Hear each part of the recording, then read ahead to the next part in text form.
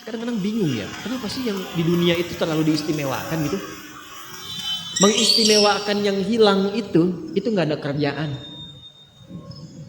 Mengagungkan yang hancur, yang sifatnya fana, rasanya biasa.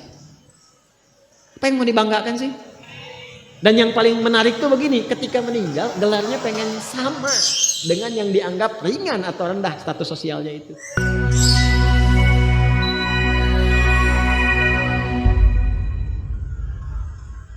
Jadi beliau ini Abbas sesibuk-sibuknya itu masih berpikir investasi. Saya boleh sibuk nggak dapat semua hadis Nabi, tapi anak saya mesti mendapatkan yang luput dari saya. Saya boleh nggak mendapatkan semua Quran, tapi anak saya mesti ada yang jadi ahli Quran. Cara berpikirnya siapa yang akan menjadi kebanggaan di akhirat nanti? Di dunia itu semu dunia itu.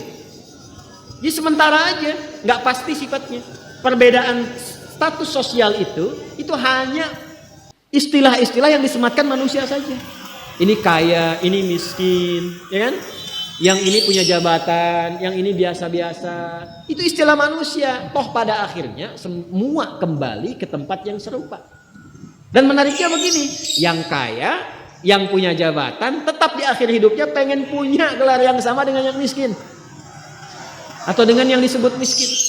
Maaf, kalau ada orang disebut miskin meninggal, di papan lisannya ditulis apa? Di papan lisannya ditulis apa? Almarhum.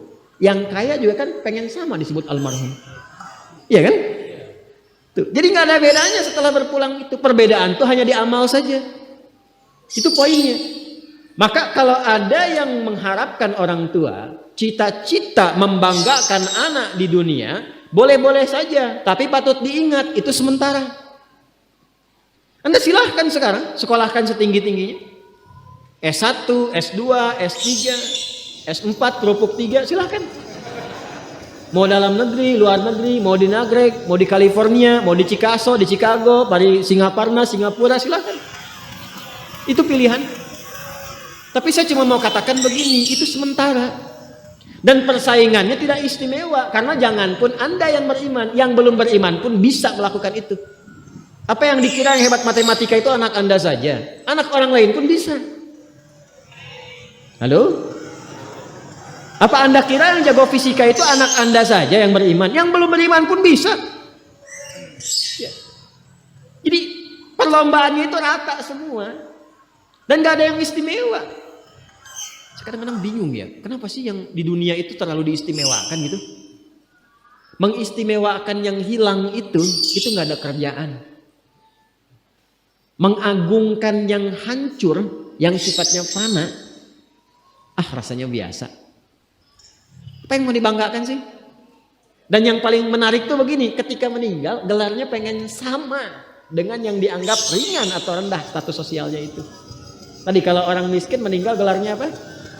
Ternyata yang kaya pun pengen sama almarhum juga. Kalau rakyat yang meninggal di papan lisannya ditulis apa? Almarhum. Ternyata pejabat juga pengen begitu, sama juga. Saya belum pernah dengar nanti kalau saya meninggal tulis gelarnya almaun ya. Gak ada. Tetap almarhum juga. Jelas ya? Nah, maka yang dipikirkan tuh perlombaan yang sejati itu begini. Perlombaan yang sejati itu adalah perlombaan untuk kehidupan yang abadi yang gak fana lagi. Jadi kalau pada saat itu unggul selamanya karena nggak ada kematian lagi setelah itu. Itu yang dimaksudkan hadis Nabi. Kalaulah ada dunia ini punya nilai walaupun itu hanya bagian dari satu sayap nyamuk saja, ya tentu tidak akan pernah Allah memberikan itu semua kepada orang-orang yang ingkar kepadanya. Karena kalau diberikan nggak adil di situ. Karena itu sifatnya fana, ujian saja, pada akhirnya kembali. Nah, Abbas itu mampu membaca itu. Ini kehidupan sejak di zaman jahiliyah loh. Awas ya. Jadi risalah Islam itu membimbing pengikutnya, umatnya untuk berpikir lebih cerdas, ini visioner. Makanya jadi muslim itu mesti cerdas. Beriman itu membuat Anda lebih pintar.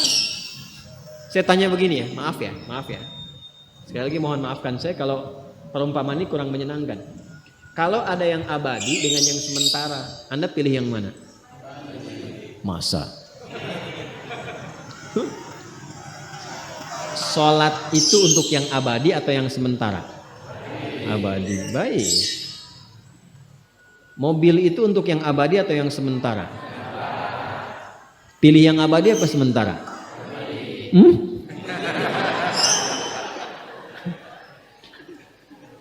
Di Kiai itu ada mobil Innova tuh. Siapa yang besok memilih tidak sholat subuh, pilihannya pilih Innova atau pilih sholat subuh?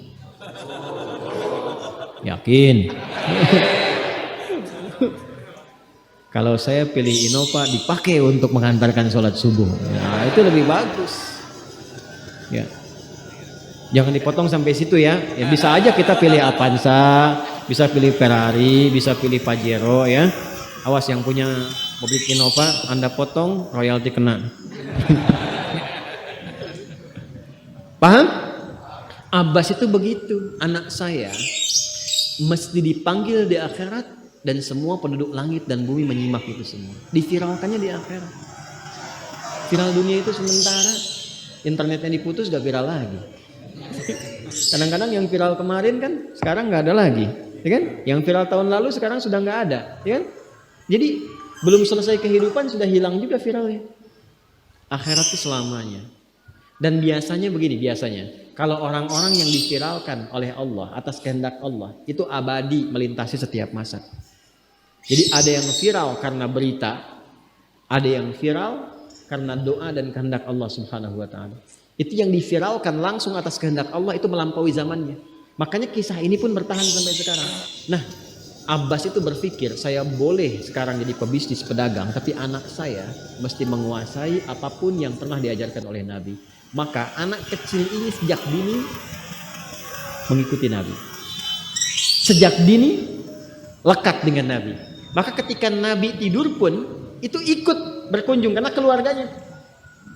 Nah, inilah yang didapatkan oleh kita hadis tentang bangun tidur. Jadi hadis tentang bangun tidur itu diriwayatkan oleh anak kecil yang umurnya belum genap balik. Main-main ke rumah Rasulullah, ke rumah bibinya Sayyidah Maimunah, ingin tahu bagaimana cara bangun malamnya Nabi. Itu diikutin sampai dilihat gimana bangunnya. Duduk dulu, kata beliau duduk dulu. Kemudian mengusap dengan bagian tangan yang diduga bersih untuk menghilangkan bekas ngantuknya. Setelah itu membaca khawatimah surah Ali Imran. Kemudian thumma dhahaba ila syanin mu'allaq, ke tempat tertutup, fatawadda, itu kan? Nah, itu ada semua rangkaiannya, itu ditemukan nanti di hadis riwayat Abu Daud, di Sunan Abu Daud. Nomor hadis 1367. Itu hadis tentang bangun tidur. Ya, cara bangun tidur sampai sholat malam. Masih ingat teman-teman kalau kita bermakmum begini dan ada imam satu dan sudah pasti satu imam. Oke? Makmum berapa? Satu boleh? Boleh. Dua boleh? Tiga boleh? Empat boleh? Jadi imam berapa? Makmum? Empat. Laki-laki imam makmum? Imam, baik, bagus ya. Nah, dan imam kan laki-laki. Kalau perempuan imam untuk perempuan kan? Laki-laki untuk perempuan dan untuk laki-laki. Fokus ini. Kalau satu begini, satu laki-laki, kemudian di belakang laki-laki. Ini kan posisinya boleh sejajar kan? Ya kan? Yang imam ini, makmum ini kan? Tadinya di belakang, tarik begini sejajar. Ini yang meriwayatkan anak kecil yang belum balik itu. Itu riwayat Ibnu Abbas. Satu paket. Termasuk sholat, kemarin kan kita tarawih kan? Sholat malam. Yang dua rakaat itu kan? Ya, sholat malam yang sampai 11 itu, tambah khafifatain 2, itu riwayatnya ini. Yang sholat tahajud malam yang 11 rakaat, tambah khafifatain 2, ini riwayatnya ini. Tutup dengan witir 1 rakaat. Itu anak kecil yang meriwayatkan. Dan tahukah Anda, sepeninggal Nabi SAW, Abbas bapaknya ini hafal 200 hadis, anaknya Abdullah hafal 2000 hadis. Begitu caranya. Anda di sini ada yang diplomat, yang di kantor, yang taruhlah berdagang misalnya, ibu rumah tangga, ya dan sebagainya. Boleh, nggak apa-apa. Saat ini kita mungkin belum maksimal, tapi jangan biarkan ada satu di antara anak keluarga kita yang tidak jadi kebanggaan biarkan. Tolong ya, tolong pulang dari sini dilihat. Anak Allah titipkan kepada saya berapa anak. Tolong siapkan jadi kebanggaan akhirat. Satu aja jadi ahli Quran. Untuk pelita di rumah tuh. penghilang kesedihan, penghilang kegelisahan, mendatangkan semangat. Itu demi Allah saya katakan gak ada yang paling indah kecuali saat ayah pulang ke rumah. Tiba kemudian dia melihat anaknya yang kecil sedang murajaah. Amma yatasaalun. Bahkan surat yang bapaknya sendiri belum hafal. Jangankan pulang ke rumah, Anda sedang mau rapat, dikirimi video anak Anda 3 tahun membaca surah Al-Ikhlas. Itu hati tenang. Itulah Quran. Itulah Quran. Maka belajar dari Ibnu Abbas ini, apa yang terjadi ketika orang tua mampu memfasilitasi anaknya demikian, sekalipun orang tuanya tidak mencapai apa yang diraih oleh anak, tapi orang tua mewarisi setiap pahala yang dihasilkan dari anak itu.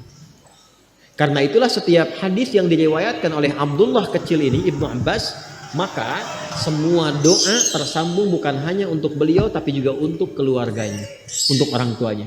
Karena itu kalimatnya bukan radhiyallahu ta'ala anhu tapi anhuma, untuk Abdullah dan bapaknya.